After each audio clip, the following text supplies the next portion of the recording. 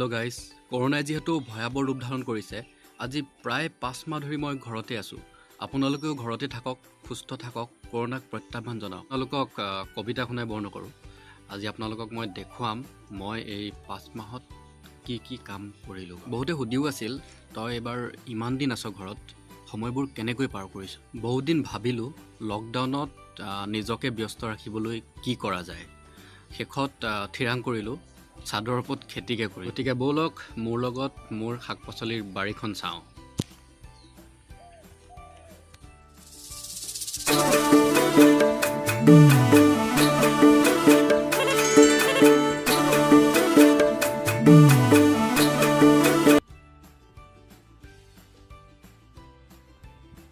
প্ৰায়বোৰ গছত তিয়ঁহ লাগিছেই আৰু প্ৰতিটো তিয়ঁহ ডাঙৰ হোৱাৰ পিছত প্ৰায় 300ৰ পৰা 400 গ্ৰামমান হৈছে। আচলতে মনত এটা বেলেগ ধৰণৰ শান্তি পোৱা যায়, যিটো প্ৰকাশ কৰিব নোৱাৰে। যিহেতু প্ৰথমবাৰ কৰিছোঁ আৰু অলপমান সফল হোৱা যেন লাগিছে নিজক, গতিকে অনাগত দিনত খেতি কৰিব পাৰিম বুলি বিশ্বাস হৈছে। এনেদৰে বস্তাত মাটি ভৰাই পুলিবোৰ ৰুইছোঁ আৰু সম্পূৰ্ণ জৈৱিক পদ্ধতিৰে কৰিছোঁ। ৰাসায়নিক পদাৰ্থ মই ইয়াত একো দিয়া নাই। এইফালে আছে এজোপা ভেন্দি। আপোনালোকে দেখিছে ভেন্দিত ফুল ফুলি আছে। বহুদিনৰ পৰা মোৰ এটা আশাও আছিল চাদৰ ওপৰত এখন বাৰী বনোৱাৰ।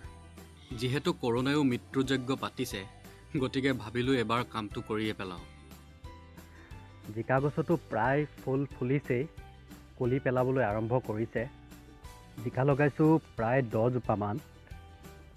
যিহেতু লকডাউন চলি আছে আৰু শাক পাচলিৰ দামো বহুত, জিকা 10 জোপা লগাইছোঁ যদিও ঘৰৰ কাৰণেই লগাইছোঁ।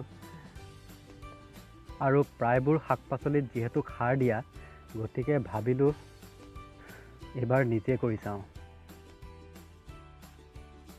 ওপৰৰ পানী কাপোৰখন দেউতাই দি দিছে, যিহেতু বৰষুণৰ বতৰ। লগতে আছে এজোপা জাতিলাও গছ, এটা লাগিছিল, অৱশ্যে সেইটো নি খালোঁগৈ।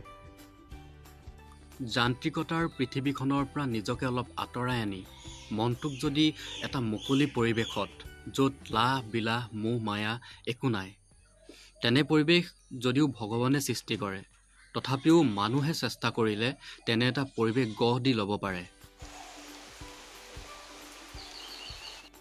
ইয়াত আছে কেইজোপামান কোমোৰা গছ আৰু লগতে আছে 2 জোপা জিকা। এইকেইটা পুলি ৰোৱা প্ৰায় আজি 1 মাহমান হৈছে আৰু এনেদৰে সিহঁতক চাং বনাই দিছোঁ, যাতে সহজভাৱে সিহঁতে বগাই যাব পাৰে ওপৰলৈ। এইকেইজোপা জলকীয়া গছ, ইয়াত প্ৰায় 35 জোপামান জলকীয়া গছ আছে। প্ৰায়বিলাকত জলকীয়া লাগিছেই, সেয়া আপোনালোকে দেখিছে। গছ দেখাটো ভাল হৈছে। গছবোৰ লহপহকৈ বাঢ়িবলৈ মই ইয়াত অৰ্গেনিক সাৰ দিছোঁ আৰু গোবৰ সাৰ প্ৰয়োগ কৰিছোঁ।